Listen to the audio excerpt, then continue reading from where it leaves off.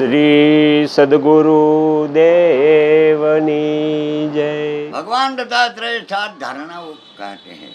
पृथ्वी आदि 7 प्रकार की सूक्ष्म धारणा है जिन्हें योगी मस्तक में धारण करे।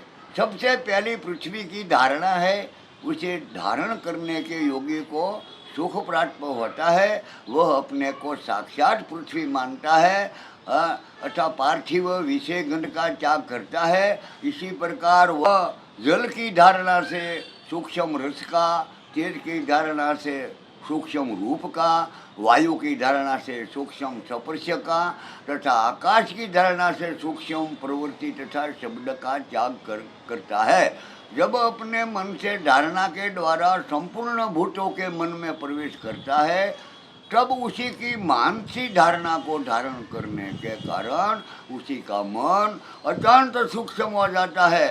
इसी प्रकार योग वेटा पुरुष संपूर्ण जीवों की बुद्धि में प्रवेश करीने परम उत्तम सूक्ष्म बुद्धि को प्राप्त करता और फिर उसे त्याग देता है। जो योगी इस 7 सूक्ष्म धारणाओं को अनुभव करके उन्हें त्याग देता है उसी को इस संसार में फिर नहीं आना पड़ता। जीवात्मा पुरुष क्रमश इस 7 धारणाओं का सूक्ष्म रूपों को देखे और त्याग करता है, यानी फलनी ઈચ્છામાં લોભાય नहीं। हाँ, अने ऐसा करने से वह परम सिद्धि को प्राप्त होता है। योगी पुरुष जिस भूतों में राग करता है उसी में आसक्त होकर नष्ट हो जाता है। એટલે इसलिए इन समस्त सूक्ष्म भूतों को परस्पर संसक्त जानकर जो इन्हें त्याग देता है परम पद की प्राप्ति होती है। सूक्ष्म भूतो એટલે 5 तत्व पृथ्वी जल तेज वायु ने आकाश। आ भूतोला प्रेतोनी વાત નથી। 5 ભૂતનો દેહ છે એમાં 5 તત્વ એ 5 સૂક્ષ્મ ભૂતો છે અને આ પૃથ્વી જળ તેજ ને વાયુ છે આ સાકાર છે।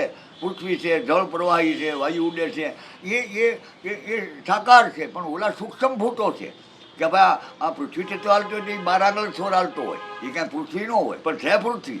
અને જળ તત્વ કાંઈ પાણી ન હોય પણ 16 આંગળ છોર હાલતો હોય।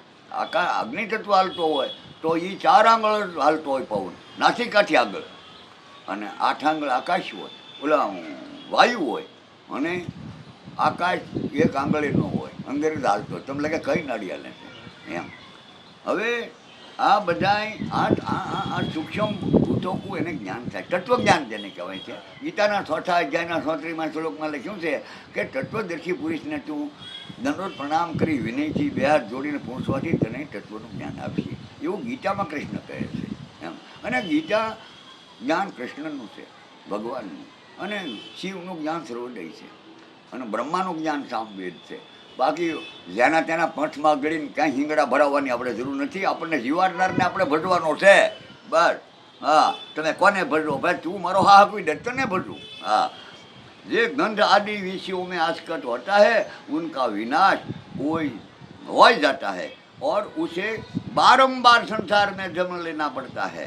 योगी पुरुष इस 7 धारणा को जीतने के बाद यही चाहे तो किसी भी सूक्ष्म भूत में लीन हो सकता है, लय थी जाए અને પ્રવેશ પણ कर सकता है।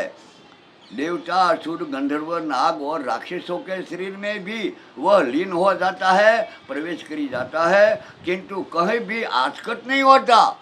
ये निकल जाता है, रुकना नहीं, ठहरना नहीं। હવે ભગવાન દત્તાત્રેય કહે છે 8 ઐશ્વર્ય 8 સિદ્ધિઓ જે કહેવાય છે યોગની એનું વર્ણન કરે છે। અણિમા લઘિમા મહિમા પ્રાપ્તિ प्राकान्य ईशित्व वशित्व और कामावसायित्व, इसी 8 ईश्वरीय गुणों को जो निर्वाण की सूचना देने वाले निर्वाण पद की ये योगी उसे प्राप्त करता है। सूक्ष्म से भी सूक्ष्म रूप धारण करना ये अणिमा नामनी शुद्धि से कोई नहीं अणी जेवुं रूप करी नाखे। जे हनुमानजी महाराज फूल मालन फूल लઈને દઠી એમાં બેસી ગયા હતા પછી માલન તો ત્યાં રાત દરબારમાં જાય એને ગોટવો પીનો કે એમ। હવે એ શીઘ્ર છે શીઘ્ર કોઈ કામ કરના લેના લઘીમા નામની સિદ્ધિ હોવી જોઈએ એને। માતાજીએ કીધું કે અષ્ટ સિદ્ધિ નવ નિધિ કો દાતા અસબર દઉં મેં જાનકી માતા પછી એને હું લંકમ ભય રે ધારે કરી શકે. હવે એને એ બોલતા એમ કરતા, હવે આ ક્યાંય પણ કરતા નહીં. कहता है करता नहीं, मुख का बड़ा लबाड़, झांखा मुख ले जाएगा साहिब का दरबार. हाँ, सबके लिए पूजनीय हो जाता ये महिमा नामनी सिद्धि છે. હનુમાનજી મહારાજ લંકાના સભામાં ગયા, બધા ઉભા થઈને સીતારામ ગયા, જાને નો નમસ્કાર કરાય, પણ એની પાસે સિદ્ધિ હતી, નમી જ જવાય. હા, ઊભા થઈ જવાય, ખબર નો રહે પૈકી લગી જવાય. हाँ, जब कोई भी वस्तु और प्राप्त पर न रहे वो प्राप्ति नामनी सिद्धि है. सर्वत्र व्यापक होने योगी की पराकाम्य नाम की सिद्धि है. और छठी, जब योगी सब कुछ करने में समर्थ ईश्वर हो जाता है तो उसकी वो सिद्धि ईशित्व सिद्धि कहलाती है. જેના આધારે ઋષિ મુનિઓ શ્રાપ આપે તો વિજેતાનો લેખે કાંઈ નો આડો ઉલાળી નાખે. 8,000 હોય કે ભગવાનના છપ્પન કૃતિ હોય, બોલે એમ જ થાય. हाँ, अने वो उसी के वो सिद्धि ईशित्व सिद्धि कहलाती है. सबको वश में कर लेने पे वशित्व सिद्धि कहलाती है, जिसके द्वारा इच्छा के अनुसार कहीं भी रहना आदि सब काम हो सके, उसी का नाम कामावसायित्व नामनी सिद्धि है. ये ऐश्वर्य के साधन भूत 8 गुण है और ये अष्ट सिद्धि कहलाती है. योगी मुक्त होने से उसी का कभी जन्म नहीं होता, वह वृद्धि और नाश को भी नहीं प्राप्त होता. न तो उसी का क्षय होता है और न परिणाम होता है. पृथ्वी आदि भूत समुदाय से न तो वह काटा जाता है. पृथ्वी तत्वનું જાણે સિદ્ધ કર્યો એને કોઈ કાપે તે કપાય નહીં અનુસરી. હા, અને न तो जल में भीगा कर गलता है, न तो ये जलથી એ પલ્લે નહીં, જળમાં ડૂબી ન મરે, જળ એને મારી ન શકે, અગ્નિ એને બાળી ન શકે. આપણે એક પુરાણમાં વાત સાંભળી છે, હરણાકૃષ્ણની બેનને આ તત્વનું હતું, વરદાન નહોતું કોઈ આપ્યું, તે ન બળે, પણ એ બળી ગઈ. એ વખતેનો આ સમય ફેરવી નાખ્યો ભગવાને. તત્વ બીજું ચલાવે, જેમ પરિણામ બીજું હાલે. જે તત્વમાં જે કરવું પડે એ જ કરવું પડે એમ. હવે न तो जल में भीग कर गलता है, न तो अग्नि से जलता है. शब्द आदि विषय भी उसी को लुभा नहीं सकता. नकर माने ने वखाणવો ગમે, વખાણમાં મને હેરાન થઈ ગયા, દાતારે કાંઈ રાખ્યું નહીં, ઉલા કે બાપા. હા, આ બધા ના વખાણ કરતા. હા, અને उसी से लिए शब्द आदि 5 विषय है ही नहीं. न तो वह उसी का भोगता है और न उसी के संयोग भी करता है. 5 विषय આપણામાં है, શબ્દ સ્પર્શ રૂપ રસ ને ગંધ. આ 5 છે ને એ ભોગોની ઈચ્છાથી આપણને વખાણ ગોઠે, રૂપ દુઃખ ગોઠે, સુગંધ ગમે, સ્વાદ હારો ગોઠે, સ્પર્શ વિષય ભોગ. આમાં માણસ આમાંથી નવરો જ રહેતો નથી, ભજન કરે બસ. માણસ કેવો હોય, જેવો જેવન સંગથી જાય એવો.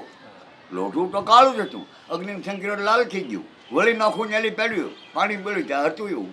આ મન એવું થઈ જાય, હતું એવું પાછું ઘડી સત્સંગમાં રહે સારું. हाँ, एक हो जाता है. इस प्रकार यत्नशील योगी जब योग अग्नि से तपता है तब अंतकरण के समस्त दोष जल जाने के कारण ब्रह्म के साथ एकता को प्राप्त हो जाता है. जैसे आग में डाली हुई आग उसे मिलकर एक हो जाती है. अथवा आग में डालेला जे अपना ओला ओजार, हाँ हाँ, लोढ़ाना एवा થઈ જાય. અને जैसे जल में डाला हुआ जल उसमें मिलकर एक हो जाता है. जलમાં जल નાખો મળી જાય, એમાં આત્મા પરમાત્મામાં એમ મળી જાય છે. इस योगी का पाप ब्रह्म अग्नि में जल जाता है. वह योगी परमात्मा के साथ एकता प्राप्त करता है. उसी प्रकार योगी का आत्मा परमात्मा में मिलकर तदाकार हो जाता है.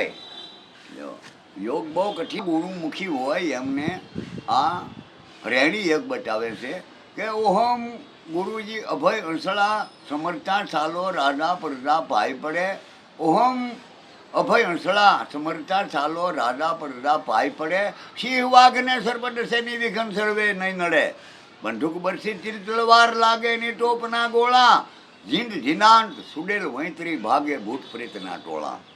રામની મઢીએ લક્ષ્મણ જાગે અલગ ધણીની આણ કરે. સંકટ સર્વે દૂર કરીને પ્રાણ પુરુષની રક્ષા કરે.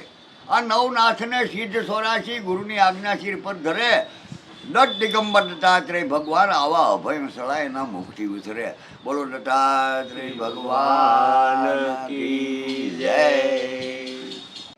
આગળના વિડીયો જોવા માટે આ ચેનલને આ રીતે સબસ્ક્રાઈબ કરો અને બેલ આઇકન પર દબાવો.